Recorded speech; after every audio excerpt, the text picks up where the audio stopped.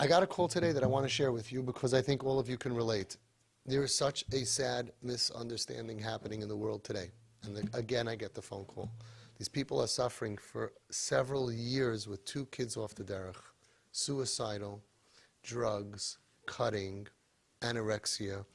For years, they've gone to so many therapists, and they've gone to so many, and nobody spelled it out that it's sexual trauma. Nobody put 2 and 2 together with molestation.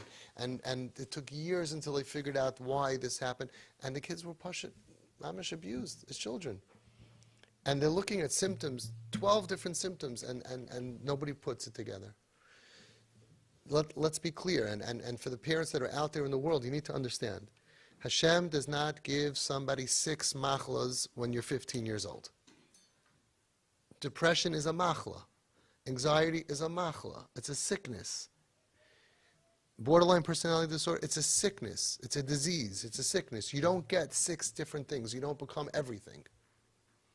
Hashem doesn't give somebody a heart problem, and kidney failure, and a stroke, and cancer, and all 5 different things. If you have Chas v'shalom, someone has 5 different machlas, it's your immune system. Check the immune system. There's some reason that the person has no strength to fight disease and is falling apart. Trauma destroys the immune system emotionally and psychologically of the child, so they look like it's ADD, they look like it's ADHD, they look like it's all these different things, and when sometimes they're hyper and sometimes they're depressed, it looks like bipolar. And people are suffering for years and years and years. And they're getting advice that, mamish, I feel so much pain for them. Mamish feels so much pain for them. They have to dig themselves up. And nobody's calling out any of these people. Nobody's going back to them and saying, you almost killed my kid. Why can they give bad advice that doesn't work consistently? And I'm getting people, so many people, crying, saying we paid good money, we stood online, we waited for an appointment, we went, and the advice is bad. And they took a kid with 101 fever, made it 102 fever, 103 fever, and then 6 months later, a year later, I'm sorry, he's crazy, you should put him in the psych ward, you should put him in the call 911. Why? We're taking worse cases, we never called 911. We don't have 1 kid in the psych ward. What in the world is happening over here? And we're considered, oh, Avi's very extreme. Really? It's not extreme to put your kid in the psych ward? How many parents are putting their kids in the psych wards? And the psych wards are saying, excuse me, the kid is not psychotic. There's not a psychiatric illness here. And they send them home. Well, they call shomrim. What is shomrim supposed to do? Kid is violent. We don't have violence. Get rid of the violence. No, very extreme. No, it's very extreme to have a kid who's violent. It's very extreme to have kids who have 12 symptoms. Nebuch, the red flags.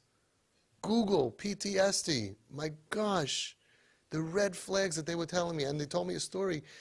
As you hear the story, another red flag, and another red flag, and another red flag. All red flags for child abuse, for sexual abuse.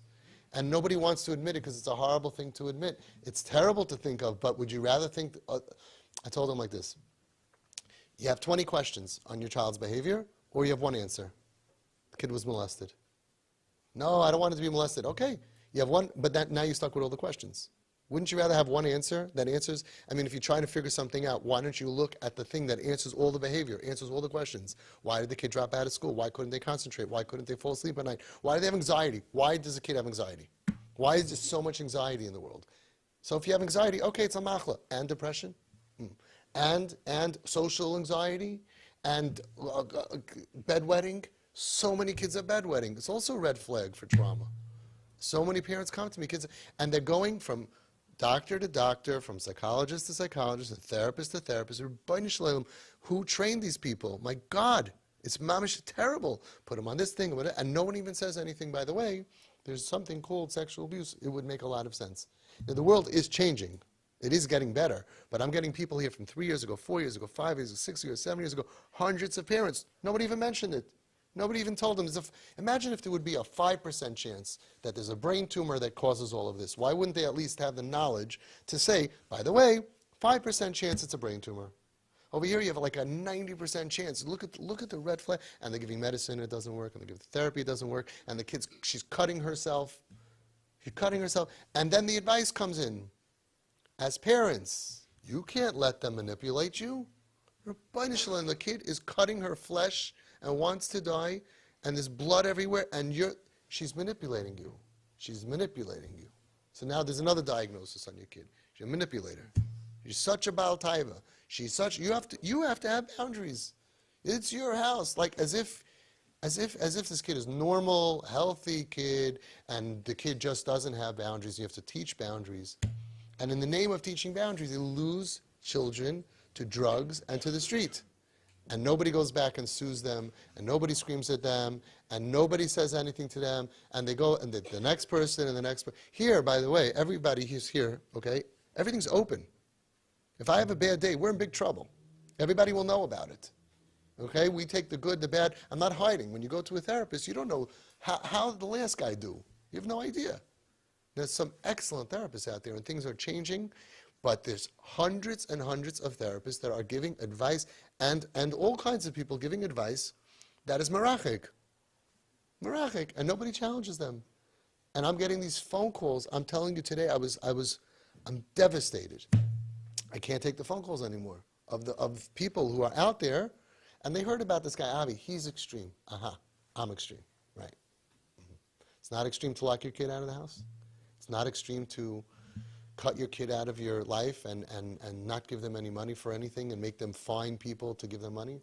It's not extreme that there are so many Jewish girls who are getting drugs by giving services. Kids who grow up frum. We don't have that. I mean, it boggles the mind.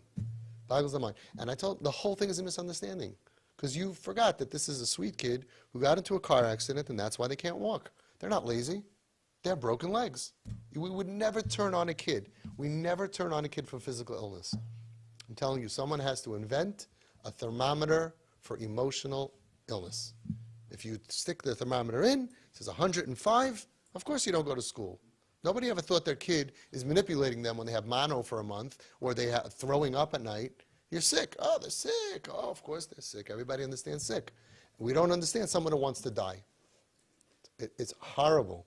Mamish horrible. And they turn the parents to be the enemies of the child. The child now, on top of all the trauma and pain, feels like I'm an orphan. I don't have a father. I don't have a mother. I'm everybody's headache. I'm everybody's problem. They wish they could they're trying to find the delete button. How do they get rid of me? They want to send me away. They send me to Utah, and they send me here, and they send me to there.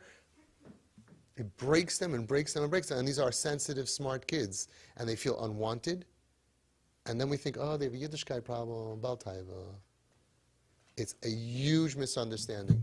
And I don't know what else to do other than to stand there and keep on repeating it. And I hope that everybody should somehow find these other parents that are suffering and say, if the advice works, you know, people think it's a machlekes and shita. It's not. I say, everybody do the other way first. How's that? Right? Do the other way. But if it doesn't work, you don't bury your kid following something that doesn't work. Let us try with your Das Torah together, carefully, following, nicely. We're so methodical. We're so careful. Everybody here has a Das Torah. How can anybody think that there's anything wrong with this? It's unbelievable. Boggles the mind.